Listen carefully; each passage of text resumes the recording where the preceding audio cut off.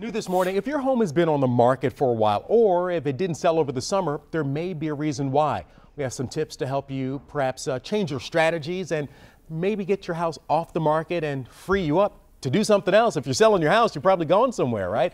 Well, Jeanette Snyder, Vice President of RE/MAX of Southeastern Michigan, is here to help explain what we can do to help move our house along. So what are some of the steps that someone can take if their house has been languishing on the market for a while? Well, the first thing that I would take a look at is, were there some repairs and maintenance tips that you thought maybe you should do or your realtor suggested that you do, right, and you decided, nah, the market's hot, I don't need to do that. Might be time to revisit that. Make sure we don't have squeaky doors, leaky faucets, screens with holes in them. Basic things like that we need to make sure we're paying attention to. Now, you just brought up a good point. What is the condition of the market? Is it a hot market?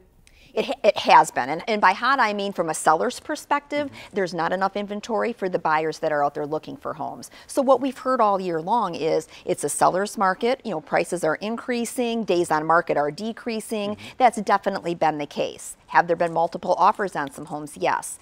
But if I'm a seller, I have to, what's my expectation? Did I price the house maybe a little too high, a little too optimistic? I might need to take a look at that.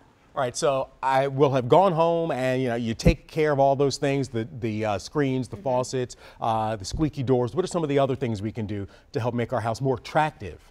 I would start with photos. I mean, that is really where people are at. 90% of all buyers are going to look online, and most of them are going to use these devices to do it. And they've got 7 seconds to make a first impression. So your photos have to be great. They have to be bright. They have to be non-cluttered. And you have to have videos, ideally, with it. Right. If you don't, buyers are going to move on. They're going to scroll to the next house and not even look to see yours. And one thing that I'm always amazed by is when I look at houses, people don't turn the lights on. When you take photos in your house, every light in your house should be on. You want as much light as possible. Absolutely, and open the blinds and let that natural sunlight come in. And you want it to show as close as possible to like what it would look like in a magazine if they came in to shoot. Exactly. So, okay, you have your photos now. What if someone has to take their house off the market to make some of the repairs or perhaps to make some changes? Does that send a message to anyone, and how can that be managed?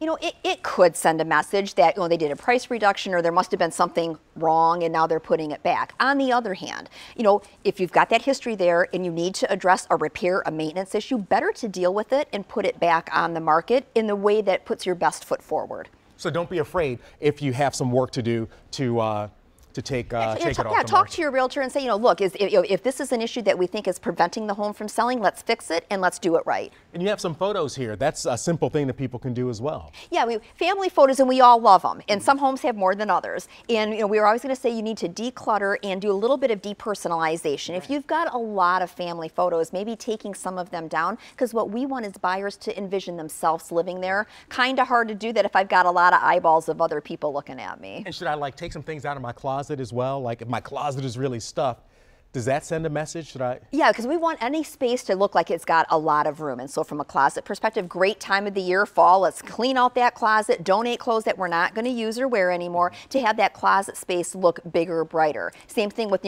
furnishings and other things like that. All right. Well, thank you very much. And there are some of the tips there. Of course, check your price. You want to demonstrate you mentioned some flexibility as well. You got to be open to those last minute showings. Absolutely. I know they can be inconvenient, but you want your house sold, you got to let them in to see it. All right. Jeanette Snyder of RE/MAX of Southeastern Michigan, thank you so much for joining us. My pleasure. Hopefully, are there some tips online that people can find? You can always go to remax.com, and there's a lot of tips for buyers and sellers out there. Thank you very much.